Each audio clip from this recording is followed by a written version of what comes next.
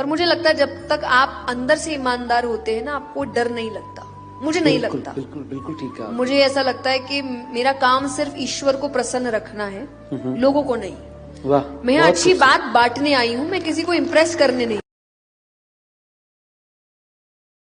जो व्यक्ति अपने मन की बातें बयां नहीं कर सकता, अपना जीवन अपने हिसाब से जी नहीं सकता, उसको सामने व्यक्त नहीं कर सकता, वो सारी भावनाएं सिर्फ एक ही तौर पे बाहर आती है, वो है चिड़चिड़ापन।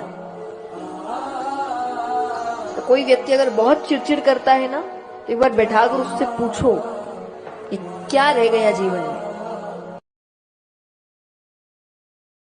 डुबकी लगाने से आपके पाप नहीं धुल जाते। डुबकी लगाने से वही पाप धुलते हैं जो गलती से किए हुए हैं, जो अनजाने में किए हुए हैं। सोची समझी योजनाएं नहीं धुलती।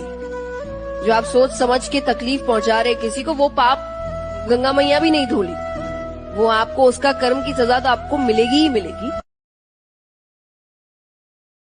आप किसी 5 स्टार होटल में बुफे में दीजिएगा, आप 10 किस्म का खाना लगा दीजिए, बड़े घर से हो गए, वो उसमें से एक आध निकाल के खाएगा, क्योंकि उससे ज्यादा चीज उसके फ्रिज में पड़ी हुई है। लेकिन अगर कोई गांव में गरीबी झेला है, उसको आप 50 किस्म का खाना दे दीजिएगा ना, तो सोचेगा कि मेरे लाइफ में अगले 5 साल बाद आएगा कि 10 साल बाद आएगा, वो सोचेगा हम खा ले। लोगों को लगेगा ये बदतमीज है, इसको मैनर नहीं है। नहीं, ऐसा नहीं है, वो बदतमीज नहीं है, वो बेचारा अभाव में जी रहा है।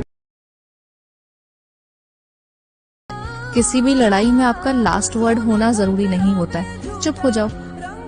अगर बहुत लड़ाई हो रही है, एक बंदा बस बोले जा रहा है, सुनाए जा रहा है, शांत हो, उसके माथे की तरफ देखो, एक छोटी सी स्माइल पास। कहने को तो ये दुनिया एक मेला है, कहने को तो ये दुनिया एक मेला है, पर इंसानों में इंसान अकेला है।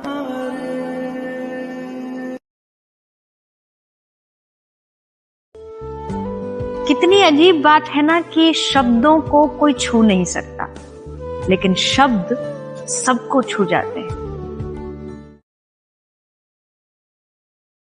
इल्जाम आप पे लगा कि आप कथा सुनाने की महंगी फीस लेती हैं। कितनी फीस है आप? तो रुको जरा, सब्र करो।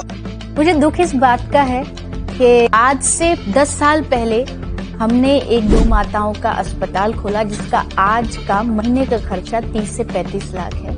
उस सेवा को आज तक किसी ने नहीं देखा है। उस पर बातें करने की बजाय हम इस पर चर्चा ज्यादा करते हैं। रही बात मेरी फीस की, मेरी फीस 0 है, लेकिन कथाओं में, आयोजनों में बहुत भव्यता आई है। तो भव्यता के लिए आपको टेंट भव्य लगाना ही पड़ेगा, माइक तो लाना ही पड़ेगा, म्यूजिशियंस तो चाहिए ही चाहिए, वो व्यवस्थाओं का खर्चा है।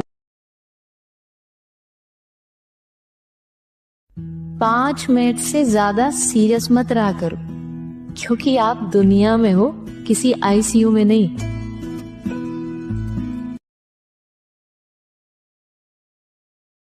स्कूल के एग्जाम बहुत इजी है, लाइफ बहुत टफ एग्जाम देती है, और वो आउट ऑफ द सिलेबस आता है।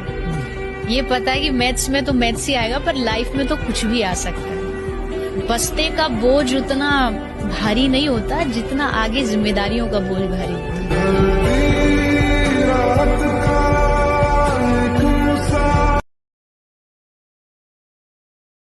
इस योनि में भी अगर हम आपको न पा सके, तो फिर पता नहीं कितने जन्म और चक्कर लगाने पड़ेंगे। पता नहीं आगे के जन्मों में कृष्ण नाम को जान भी पाएंगे या नहीं, ऐसे सद्गुरु मिल पाएंगे या नहीं, ब्रजभूमि में जन्मवास मिल पाएगा या नहीं।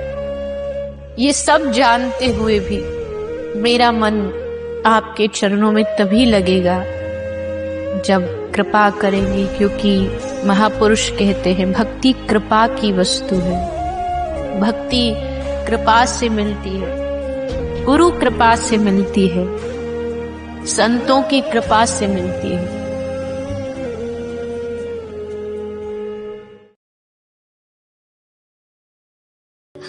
एक बात हमेशा याद रखें कि जिंदगी में एक दूसरे के जैसे होना जरूरी नहीं है, लेकिन एक दूसरे के लिए होना ज्यादा जरूरी है। साथ चलने से ज्यादा साथ होना महत्वपूर्ण होता है।